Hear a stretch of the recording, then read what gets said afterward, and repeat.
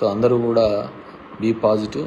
So ఉంటారు పాపం. జగన్మోహన్ రెడ్డి గారిని ఆలోచించండి, ఇంట్లో వాళ్ళు అతన్ని ఇబ్బంది పెడుతూ, బయట చంద్రబాబు నాయుడు ఇబ్బంది పెడుతూ, పైన బీజేపీ ఇబ్బంది పెడుతూ, ప్రతి ఒక్కరూ ఏదో విధంగా అతన్ని క్రష్ చేయాలా అని వాళ్ళ అహాన్ని చూపించుకోవాలనే ఒక ప్రయత్నం చేస్తున్నారు.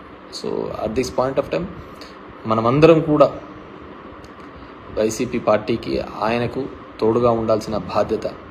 నాకు తెలిసి ఆయన ఎవరికే కానీ తెలిసి అయితే నష్టం జరిగిండదు. సో డెఫినెట్గా ఒక పొలిటికల్ డ్రివన్ తప్ప, రాజకీయంగా తీసుకోకపోవడం తప్ప, ఆయన అన్నీ కూడా ప్రతి ఒక్కరికి కూడా మంచి చేసే ఒక ప్రయత్నమే చేసినాడే తప్ప ఎక్కడే కానీ నెగిటివ్ చేయలేదు. ప్రతి ఒక్కరికి మంచి చేయాలనే ఒక ఆలోచన తప్ప వేరేది ఏం చేయలేదు. సామాన్యుల వరకు కూడా ఒక మంచి చేయాలనే ఒక ఆలోచన తప్ప వేరేది ఏం చేయలేదు. సరే ఉండొచ్చు, రాజకీయంగానే చూసుకోలేదు. ఇప్పుడు ఎఫ్పీ షాప్స్ ఉన్నాయి ఒక పల్లెలో, ఒక గ్రామంలో. ఎఫ్పీ షాప్ అంటే ఆ ఊర్లో ఉన్న పెద్ద లీడర్ దగ్గరకు ఉంటుంది. అది జనాలందరూ అతని దగ్గరికి పోతుంటారు, లైన్లో నిలబడుతుంటారు, తెస్తుంటారు. జగన్మోహన్ రెడ్డి ఒక కొత్త పద్ధతి తీసుకొని వచ్చినాడు, ఒక వ్యాన్ పెట్టాలని, అది ఇంటింటికి పోయి ఇవ్వాలని. సో అక్కడ అతను బాధపడినాడు, వీళ్ళకు సాటిస్ఫాక్షన్ లేదు. అలా మల్టిపుల్ రీజన్స్తో ఈ విధంగా ఉంది. So that's it for now. So అందరినీ కూడా be positive and we have to, అందరం కూడా జగన్మోహన్ రెడ్డి గారికి తోడుగా ఉందాం, అండగా ఉందాం. అతన్ని అన్ని విధాలుగా కూడా ఇబ్బంది పెట్టే ప్రయత్నాలు చేస్తూ ఉంటారు ఎమ్మెల్యే క్యాండిడేట్స్కి. రాజకీయంగా ప్రతి గ్రామంలోనూ, ప్రతి ఊర్లోనూ, ప్రతి వార్డులలోనూ కూడా ఇబ్బంది పెట్టాలా అనే ఒక ఆలోచన విధానంతో చూస్తుంటే ఇప్పుడు ఒక కొత్త ట్రెండ్ వస్తుందన్నమాట. మామూలుగా రాజకీయ నాయకులు కొట్లాడుకుంటూ ఉంటారు, అయిపోతుంటుంది. ఇప్పుడు అదంతా అయిపోయిన తర్వాత దానికి సంబంధించిన అధికారులను కూడా, ఐఏఎస్లను, వీళ్ళను అప్పుడైతే ఎవరైతే ఉన్నారో వాళ్ళను కూడా కంప్లైంట్లు పెట్టాలా, కేసులు పెట్టాలనే ఒక ఆలోచన చేస్తున్నారు. So we have to wait and see. నాకు అనిపిస్తూ ఉంటుంది అదంతా దేశంలోని దరిద్రాలకు అన్నిటికీ కూడా రాజకీయ నాయకులైనా కారణము.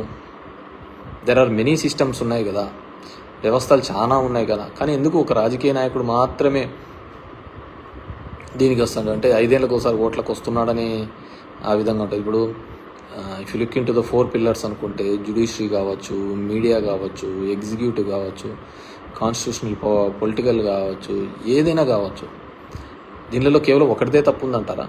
I don't think so. కింద నుంచి పబ్లిక్ దగ్గర నుంచి పై వరకు ప్రతి ఒక్కరిది ఏదో ఒక సందర్భంలో వాళ్ళ ఆశ, వాళ్ళ కోరికల మీద, అది కులం మీదనో, మతం మీదనో, అవకాశవాదం మీదనో, ప్రతి ఒక్కదాని మీద ఏదో విధంగా రన్ అవుతానే ఉందన్నమాట. సో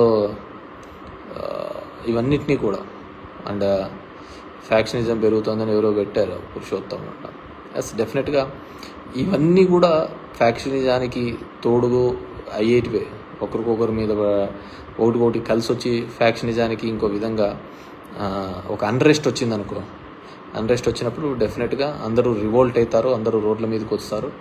ఆ రోడ్ల మీదకి వచ్చినప్పుడు, ఆ రివోల్ట్ వచ్చినప్పుడు డెఫినెట్గా నో వన్ కెన్ స్టాప్ అనమాట. ఎందుకంటే మనం చూసాం ఈ దేశంలో ఉల్లిగడ్డల రేట్లు పెరిగినప్పుడు కూడా ప్రభుత్వాలు పడిపోయిన దేశం ఉంది అనమాట.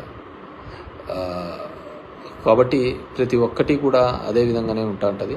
దీంట్లో మంచికి చెడుకు లేదు, కేవలం స్వార్థానికి, ఆశకు, కోరికలకు తప్ప దీంట్లో వేరే ప్లేస్ లేదనమాట ఎక్కడ కానీ. సో దాన్ని బట్టి మనం కూడా పోతూ ఉంటే బాగుంటుంది. So I wish all the best. So చాలా రోజులైన తర్వాత కానీ ఒక ఇది అండ్ అందరికీ నేను కోరుకునేది ఒకటే, don't expect much from Chandrababu Naidu. ఏదో ఆయన చెప్పిన పథకాలని రాత్రికి చేసేసి అద్భుతాలు చేస్తాడు అని చెప్పేసి మనంగా అనుకోవాల్సిన అవసరం లేదు. ఎందుకు చెప్తున్నానంటే డెఫినెట్గా గతంలో అతను ఎప్పుడు చేసిన దాఖలాలు లేవు. అండ్ జగన్మోహన్ రెడ్డికి జరిగిన తర్వాత 11 సీట్లు ఇచ్చిన తర్వాత, ఇన్ని పథకాలు ఇంత మంచి అవినీతి లేకుండా జరిగిన తర్వాత 151 నుంచి 11 సీట్లకు తీసుకొని వచ్చిన తర్వాత ఇంకే రాజకీయ నాయకుడికైనా సరే కొద్దిగా ఆలోచన ఉంటే అతను ఖచ్చితంగా ఇలాంటి పథకాలు ఏవే కానీ చెయ్యడు. Please subscribe .news